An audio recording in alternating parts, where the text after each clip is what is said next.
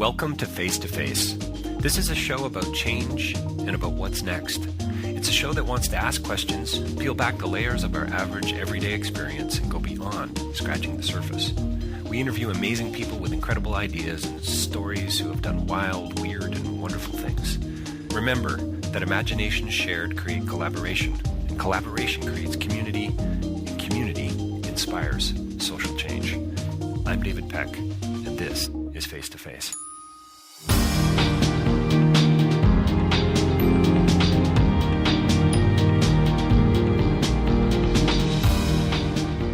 My next conversation was an absolute delight. It's with Esther Meek. She's a professor of philosophy.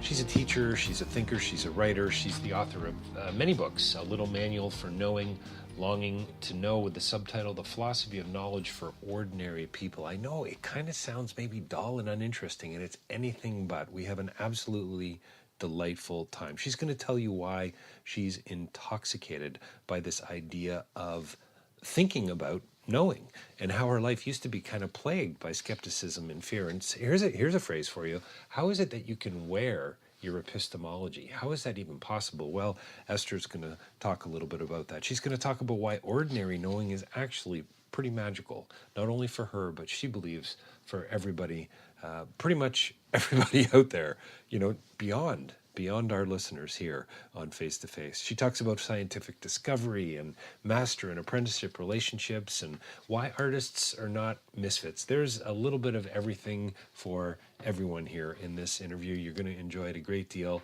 Esther Meek, A Little Manual for Knowing. Check it out. Loving to Know, Longing to Know, 2 other books by her. Check out davidpecklive.com for a few more interviews that you may have missed along the way, or rabble.ca. Buckle up. Esther Meek. Well, welcome to Face to Face. We are joined by, once again, another very special guest today. I'm going to call her Professor. Professor Meek is here today. Esther, thank you so much for joining us. It is wonderful to connect with you again, David, and in this venue. I'm looking forward to what happens. Yes, this digital dialogue. Yes. Yeah, it's kind of virtual face-to-face. It is sort of virtual face-to-face, and I apologize for that. Where are you right now? Are you in Texas? No, I'm in Beaver Falls in Pennsylvania, in the cutest little office ever. Okay, and, cool. So, yeah, that's where I am. Surrounded by books, no doubt. Esther is professor of philosophy at Geneva College. She's the visiting professor of apologetics at Redeemer Seminary, and she's also, and we're going to talk a little bit more about this, I think, Fujimura Institute Fellow, which sounds very lofty to me, Esther. Makes me a guy. Yeah, so you're going to have to unpack that for us a little bit as well as we go on. So your website describes you as a teacher, a speaker, and a conversationalist, and that you like to think about how we know. So, which, for the philosophers out there, that's, epistemology, the study of knowledge. So, sounds pretty dull to me. Sounds pretty boring to me. Tell me why that's worth teaching about and talking about. Well, it sounds intoxicating to me. That's awesome. And even if it didn't, I am intoxicated by it. I mean, I can't help myself. I just love to think about knowing, and it started in my childhood with a whole lot of desperation and skeptical fear, I guess. And so that's really what got me into it. I was one desperate person to think about how knowing works. It was very existential. And now it's, just turned into more of, it's an adventure. And I've learned some things along the way that I think can take everybody's knowing skepticism and fears and turn it into adventure. And I like to do that. So typically most people, when they think of philosophy, when they think of philosophers, and, having spent a fair bit of time in the discipline myself, I hear this all the time. In fact, one of my former doctors, or still a doctor that I have, said to me years ago when she found out I was studying philosophy, her line was, well, that and a quarter will get you a phone call. And I remember, I kind of chuckled and, oh, isn't that quaint, and so on. And I thought, and of course, it's no longer meaningful. I think it's 50 cents today to make a phone call. And who uses a payphone anyway? But Right. but still, the immediate sort of disregard for the life that I had chosen academically was, oh, you philosophers, man, what are you talking? You're all in your heads. You're too analytic. You think too much, David. I've got that from, would you quit over analyzing things? which I love to hear, right? So tell me, I don't get that sense from you. Clearly you're intoxicated. You're passionate about this. Tell me, in the title of your one of your books, "Longing to Know," the subtitle is "The Philosophy of Knowledge for Ordinary People." It's and then you've come out with a recent one, which I highly recommend to our listeners, by Esther recently, called "A Little Manual for Knowing." Which is about, 100 pages? 102 pages, which is a lovely length and a beautiful book about the philosophy of knowing. So tell me. And if that had a subtitle, it would be a how-to for knowing ventures in any discipline.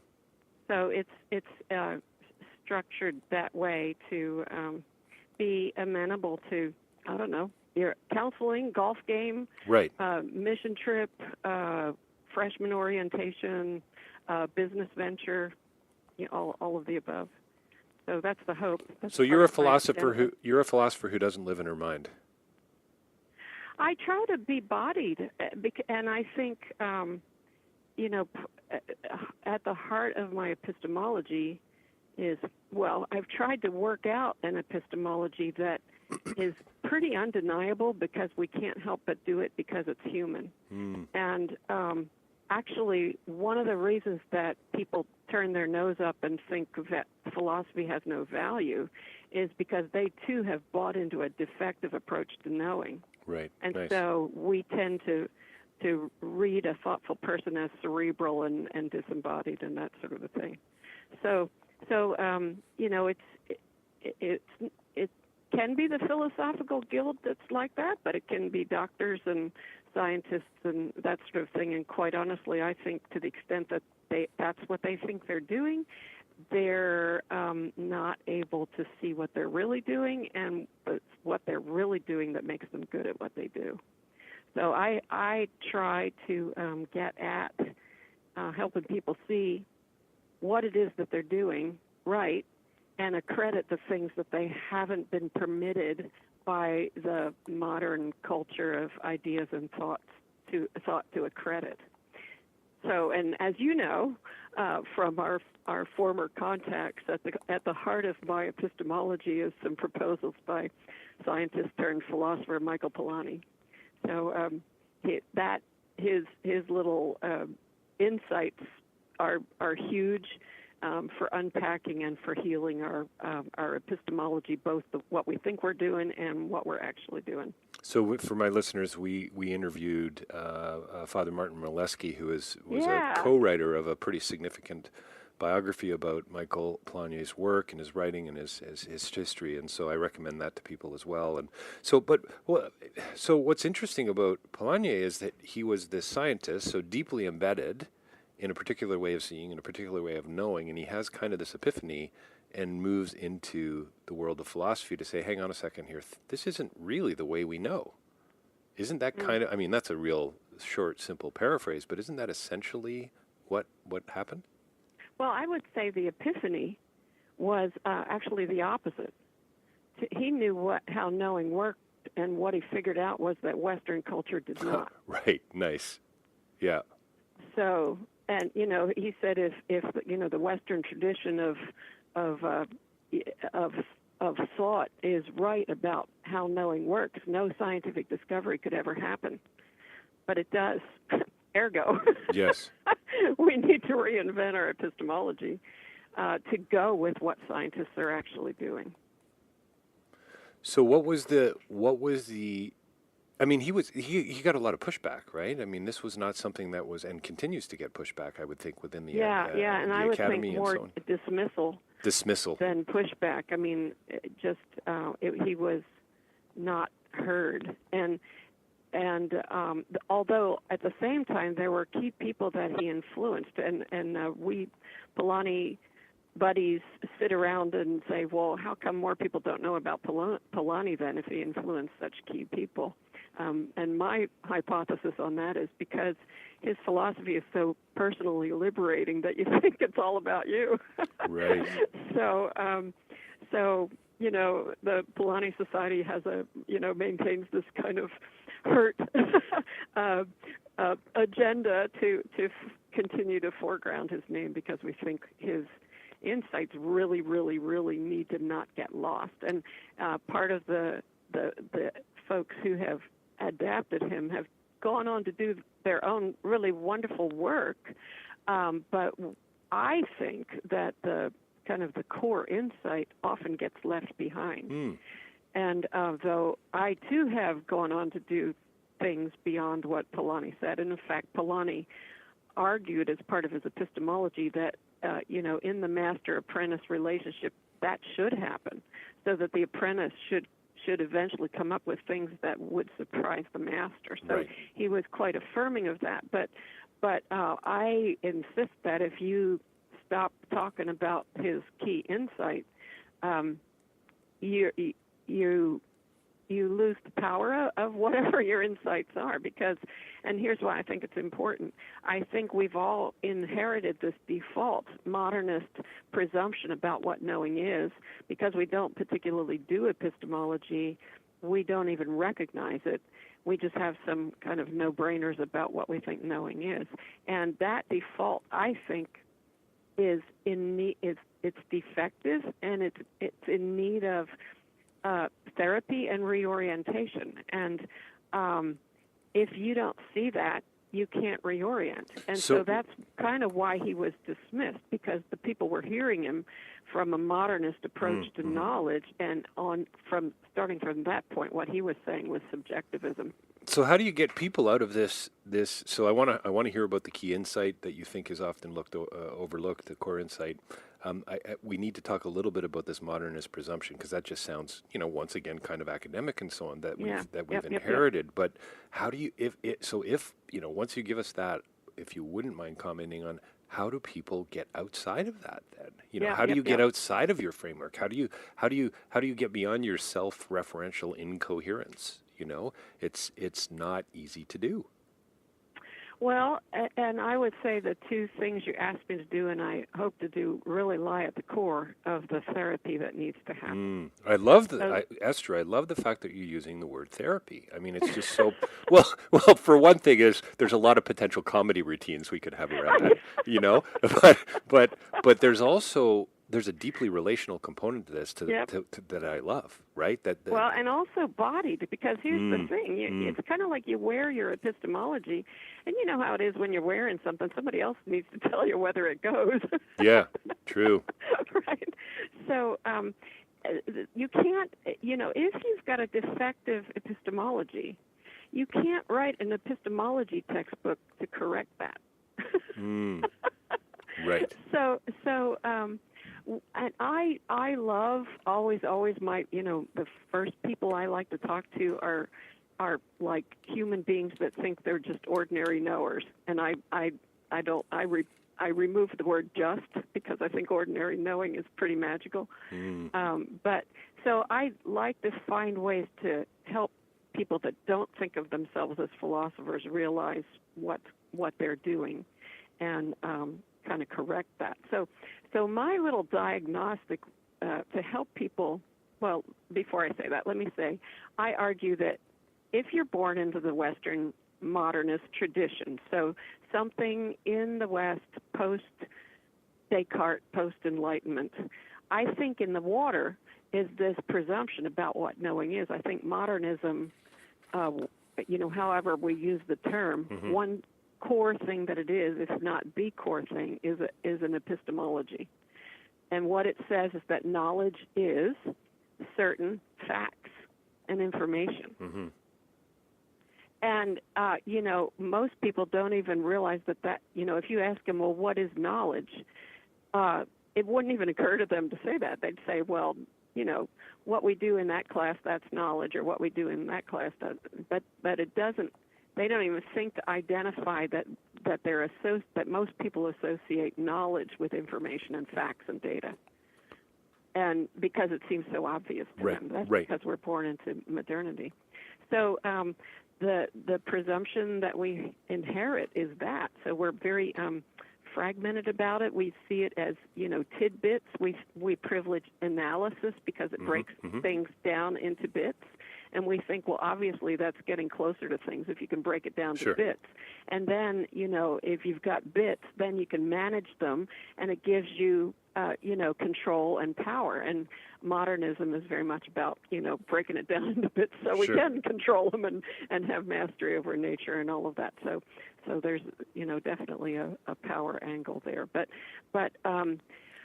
I go on to say, embedded in that presumption about knowing, we have all these things we think knowledge is and knowledge is not. And so I developed this little thing called Esther's Daisy of Dichotomies. And so, you put it up on a board or, draw it on a piece of paper, and you say to people, well, what do most people think that is the opposite of knowledge? So, well, something's either knowledge or it's belief, or some, knowledge is associated with facts. Well, facts are opposed to values. So as you go through the dichotomies, if you put the first member of the binary in the center of the daisy, right? And they all link up in the center of the daisy, and put the second member out on the petal, and they don't link up necessarily. So we think that knowledge is opposed to belief, and it's connected to facts, which is opposed to value. You see here what I'm doing? I think so, yeah. Okay, good. And so then we superimpose on that science. So science and facts and knowledge are kind of the same thing, and science we oppose to art. We can superimpose on that center, so we've got knowledge and science and fact. We can add on reason, and we think of reason obviously as opposed to faith. We also think of reason as obviously opposed to emotion. And, for this to be working as a diagnostic, all I'm doing is helping people get in touch with the presumptions that most people hold about knowing, that I want to say is a modernist epistemology, and most people don't even think to examine. Yeah, sure. Right? So, it may not be that you're kind of that all of these are true to you personally, for you to start to feel that this is kind of a common way that the modern West thinks. So and then, you moving down that, you can put mind in the middle, body on the outside. Sure. You can put theory in the middle and application on the outside. You can put, public in the middle, private on the outside, objective in the middle, subjective on the outside. You can put male in the middle and female on the outside, and you can put white in the middle and black on the outside. So I've been in this for a few years, been reading about it. I'm comfortable with the language and so on. What about for the single mother who has two kids, who's scrambling to make ends meet and so on? How does something, you throw out a phrase like, well, modernism's an epistemology, don't you know? Mm-hmm. All of a sudden you've lost, 60% of your room, if not maybe more. So, if you're speaking to an audience, but I don't think you would do that. The sense I get from you is you would speak to the room in the way that Polanyi would speak to the room, if that makes sense. Yeah, we've only done point one of the two. That's right. That's right. So we need to do the other one, and that's where. Basically, what you're saying, Esther, is everyone who's listening should come down to Pennsylvania and take your course. Is that what you're saying? Oh, I don't mind gadding about. So if you want to buy me a plane ticket, I'll come to you. We'll set something up here, yeah. So, but in any case, you have to be able to see that with that daisy, that some people have said, well, that's what knowledge would be, but we don't have it. Right. Or there's some people like Makoto Fujimura who says, hey, that's what knowledge is, but I'm an artist. I can't help but be an artist. And then he says, I'm a misfit.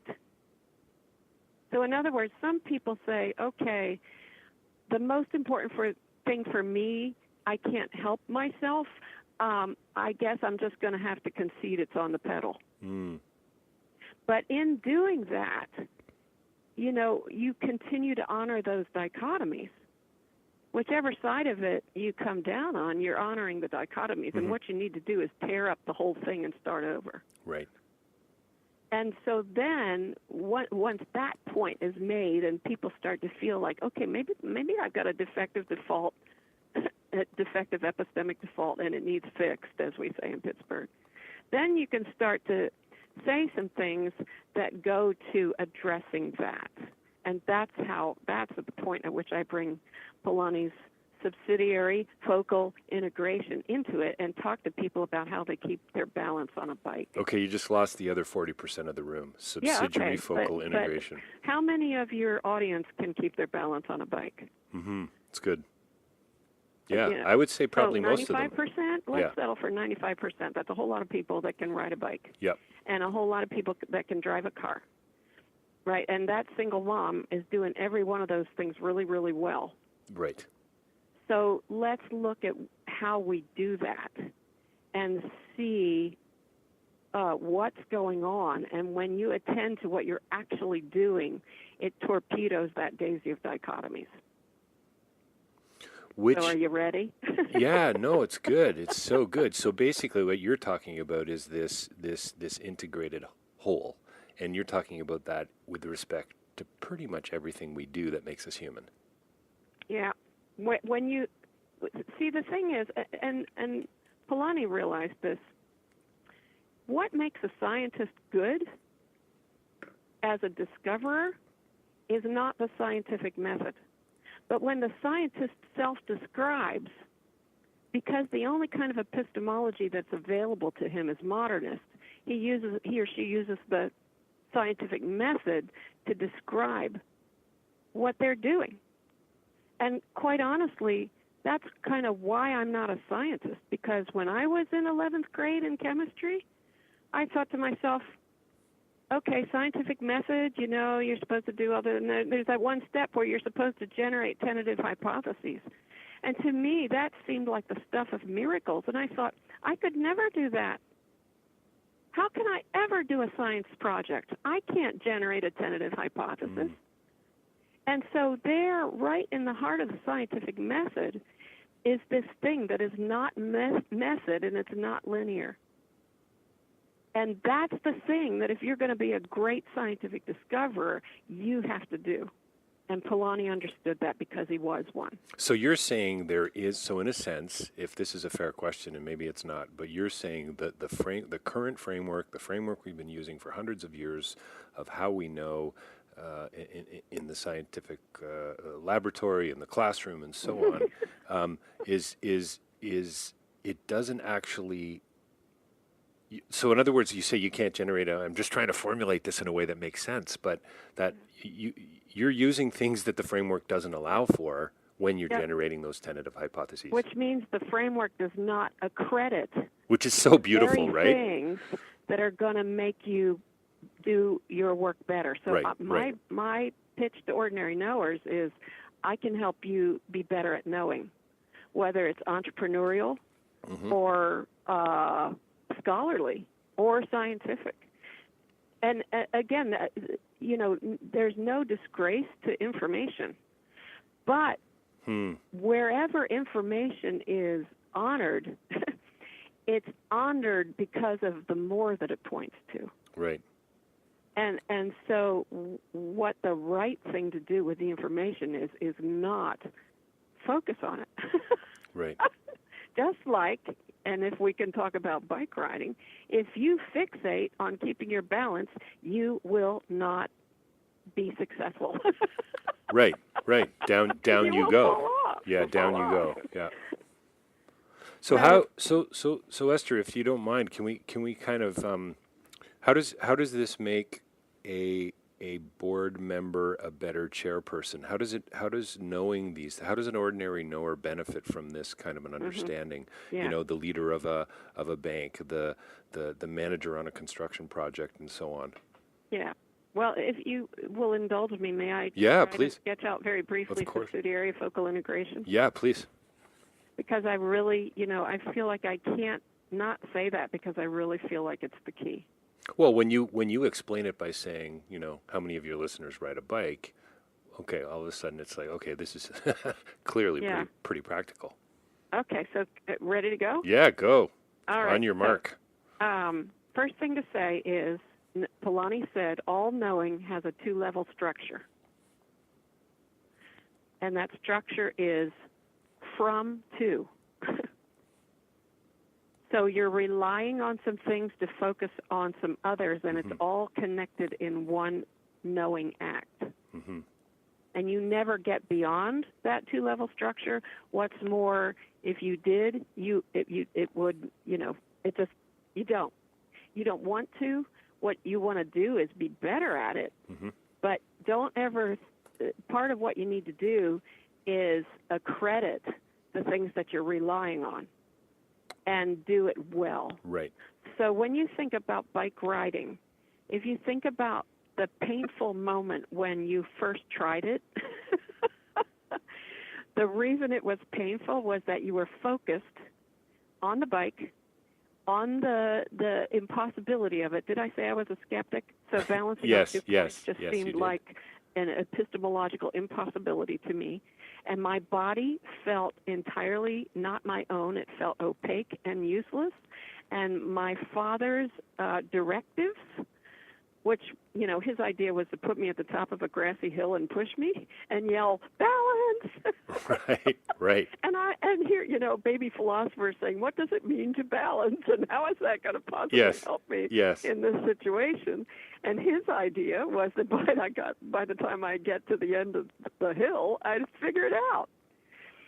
So eventually we do figure out how to keep our balance on the bike, but it only happens when we switch from fixating on or focusing on the information of the bike and the world and the authoritative guide and the body, and kind of focus from it to the farther pattern of riding the bike.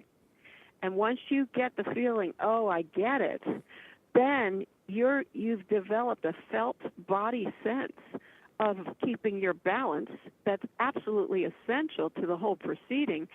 But, and this is Polanyi's key insight, it's subsidiary, not focal. Subsidiary meaning what? Means you're relying on it, you're indwelling it. It does not mean subconscious. It doesn't mean automatic. But you're subsidiarily attuned to it as part of the performance to move from that toward the pattern. So there's no way you can learn to ride a bike by memorizing the physics formula. Right. So in other words, you're sort of relying on a certain amount of particulars or clues or bits of business that allow you to ride the bike. But you don't want to focus on those, because if you do that, you're never really going to learn how to ride the bike. You're going to have all the mechanics of it, but you're not going to focus on the actual bike riding itself. Yeah, and your body, effectively, you wouldn't have the mechanics of it. There's no way you can have the mechanics of it. So what Polanyi is saying is, for there to be understanding, you actually have to stop focusing on the information. Nice. So an epistemology that ensconces information as the paradigm is the very thing that inhibits knowing. No wonder we've got problems, right? If you ride a bike like a modernist, you don't ride a bike. Right.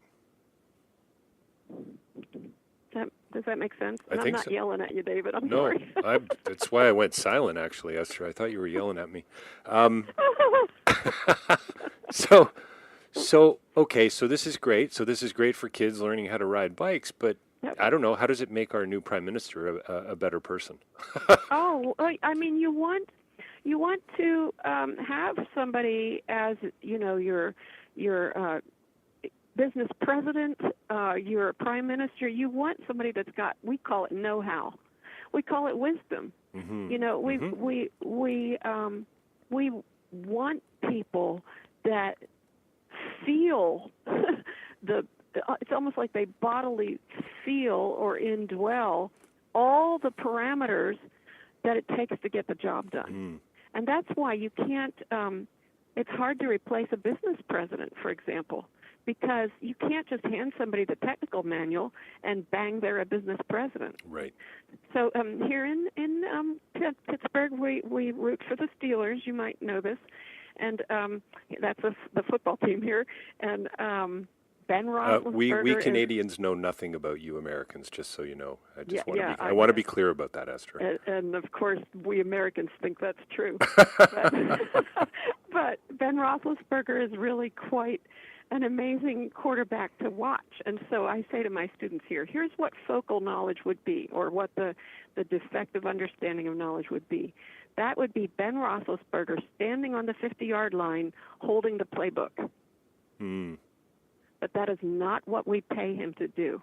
Right. And it's not what he's good at doing. What he does is he has so subsidiarily indwelled the playbook, and he's so subsidiarily indwelled the field.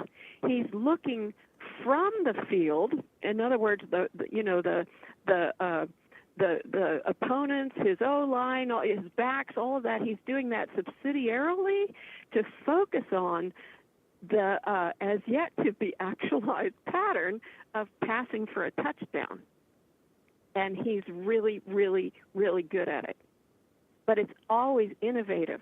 So and anybody knows this, you've got to have the information so in you that you can creatively innovate from it.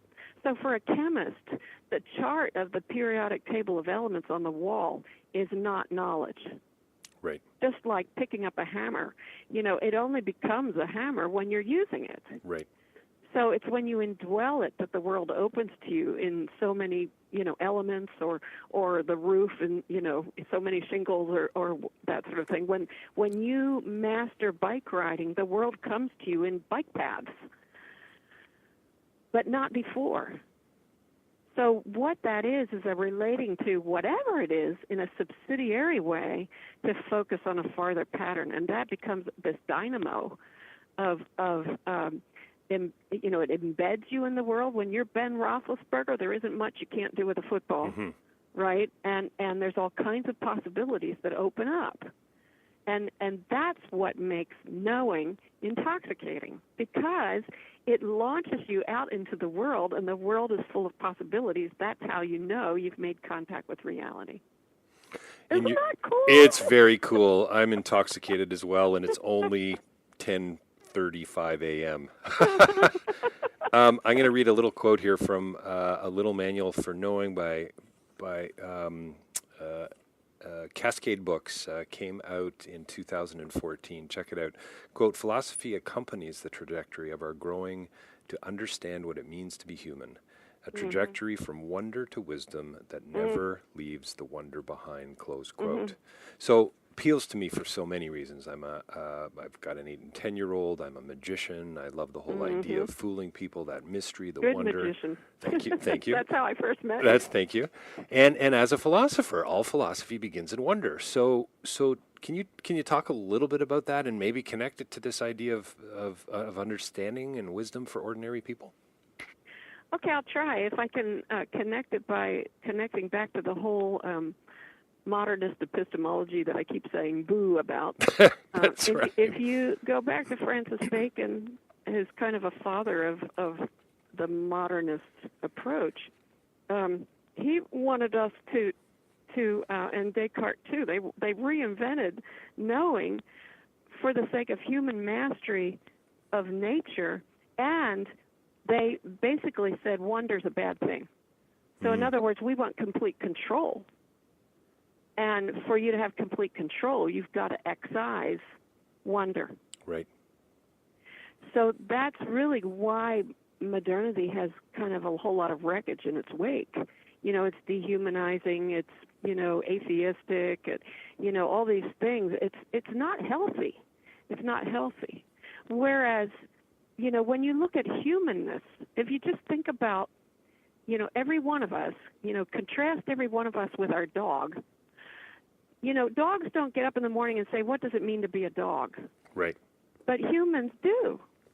And it's not like I doubt that I'm a human, but there's this incredible wonder about humanness that would never be exhausted, even though, let's see, for me now, 24 semesters of students writing papers on humanness, right? You might think might exhaust that, but it doesn't. Right. It doesn't. And so it's almost as if I say to my students, to be human is to live the questions of philosophy. I tell them there's one thing you have to do to be a philosopher, and that's be born. Because to be human is to wonder, and to wonder is to ask, how is it that I can know anything at all?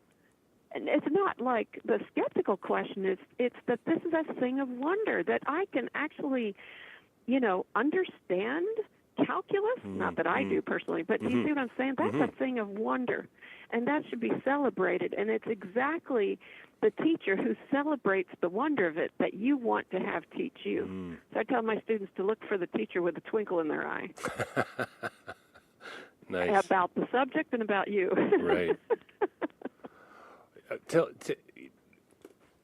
So Esther, it seems to me that we human beings love the polarization of the issue. We love the polarization of the other, of the ethic, of the faith, of the knowledge, whatever it is. We love plus and minus. We love up and down, black and white. Is that because of the framework? Is that because of this breakdown? Can we blame Bacon and Descartes for this? Or is it more? I don't know. Is it deeper than that? Is it social? Is it cultural? Is it religious? Is it deeply embedded in that I don't like the phrase "it's in our DNA." I never have. But is it almost something that's kind of a part of who we are and how we're wired? Yeah, I would say something like the DNA line. There's as humans we are we've got a good side, and then we tend to bend it. And what we were originally created to be got warped, and so we weren't meant to be fearful.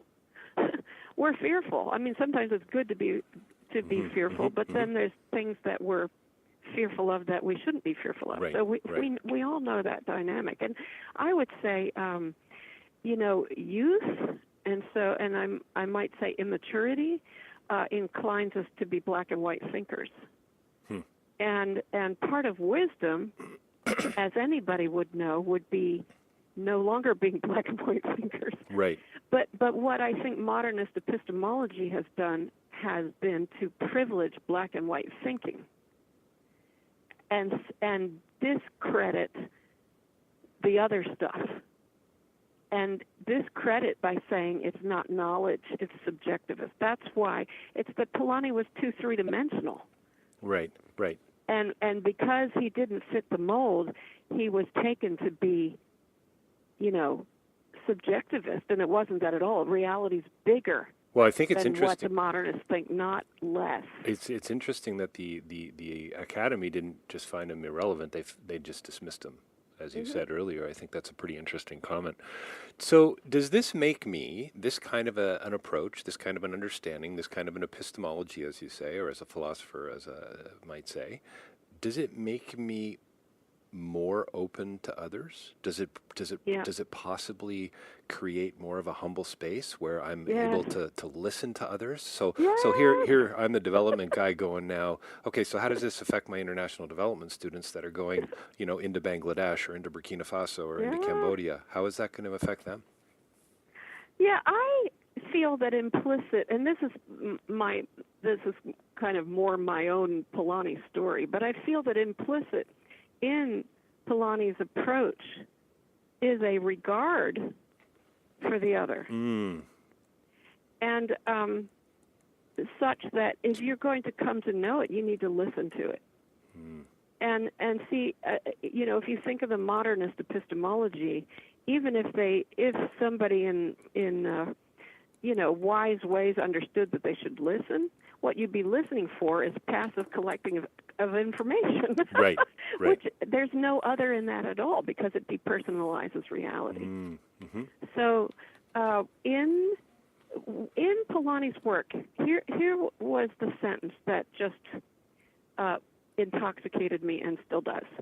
And if you figure I was a good little skeptic Cartesian girl for no fault of my own, nobody ever told me this stuff, but I just presumed, I presumed Descartes. But in any case, I distrusted that reality was there. I would know I was having ideas of you, David, but that for precisely that reason, those ideas stood in the way of me connecting with reality. And so I longed for reality. What I longed to know actually was knowing that I was connected with the world. Well, so Polanyi, the scientific discoverer, said, well, how do you know you've made contact with reality? Well, you can imagine that my ears more than perked up at that point. I started salivating. But then he said, you've made contact with reality. And he's talking as a scientific discoverer. When you have a sense of the possibility of indeterminate future manifestations. So what the heck does that mean? Yeah. Well, future prospects that you cannot articulate. They're indeterminate. You can't even say what they are. And that's how you know that you're onto reality. It's not confirmation. It's the hope of future prospects. Later you might confirm it, but at the point you have the aha, you're relying on what you cannot name, and you need to be accredited in doing that. So you want to trust your hunches and train your hunches. And when reality walks in, see, it doesn't show up and answer the question you ask. What it does, if it's really real, is walk in and take over and change your question. It's good. Wow. And that's how you know it's real. So I love the old movie, The Hunt for Red October. Okay. Of course, Sean Connery, when he's got hair, all that kind of thing. But in any case... And Alec Baldwin, too, right? So my guess would be two guys that are not too hard to look at. Is that also probably why? They don't seem comparable to me, but that's not a discussion we should be having. That's right. That's podcast number 2. Esther. Yeah. That film, and I think the film's better than the book, but the film is one big act of coming to know. So what's his name? I can't remember the name. Is it Ryan? It's Jack been Ryan, a while, right? yeah. So Jack Ryan has this aha moment when he realizes that Ramius is not trying to start World War III. He's trying to defect and bring the Red October with him. Well, of course, everybody thinks he's crazy. Yes. But the whole movie is about figuring that out. Right. And it's scary and it's risky and agonizing. Well, when he finally meets Ramius, what I say in Longing to Know, when he finally meets Ramius, Ryan is no longer the one asking the questions. Ramius starts interrogating him ruthlessly. And it's like reality walked in and took over. Right. And Ryan didn't say, got that right, check. No, he was compelled into very dangerous reality very quickly. So again, to say that, knowledge is about asking questions and getting correct answers, it's what the problem with that is, it's so two-dimensional. And boring. Yeah, right. What you want to do is invite reality and be willing to take the risk that it'll come and change your life. So good. If you're a good surfer, you want the awesome wave. You want the wave that's just about out of control. You want the wave that surprises you, and that's how you know it was good. It's cool. Esther, I hate to do this, but we got to wrap it up. It's crazy. It's gone by so fast. I've taken more notes than I've taken for most of my interviews, just so you know, most of my podcasts. So we're going to have to do part 2, 3, and 4. I love it. I love it. Thank you. Can I end with a quote from your book? It's so great. So this is out of again, A Little Manual for Knowing. Esther Meek, Cascade Books, came out in 2014. Quote, for all of us, entering a knowing venture require at some point that we trust. We must trust others who know what we do not yet know about the world even about ourselves. We may need to trust another's love and notice and wonder. A responsible decision to trust is a centrally effective knowing practice, a posture of pledge-like love. Do not despise it, but rather embrace it with resolve, close quote. I mean, it's beautiful for so many reasons, poetic, and it's so much there we could talk about. And I, in a way, I kind of hate to end it there, but I hope that's enough for some of our listeners to pick up some of what you're writing. Check you out online. Go back and listen to the interview again. There's a lot there. So, yeah, thanks so much for joining us today. I really appreciate it, and I do hope we can do a part 2 in the near future. Great, David. Thank you. It's been really wonderful to talk to you again.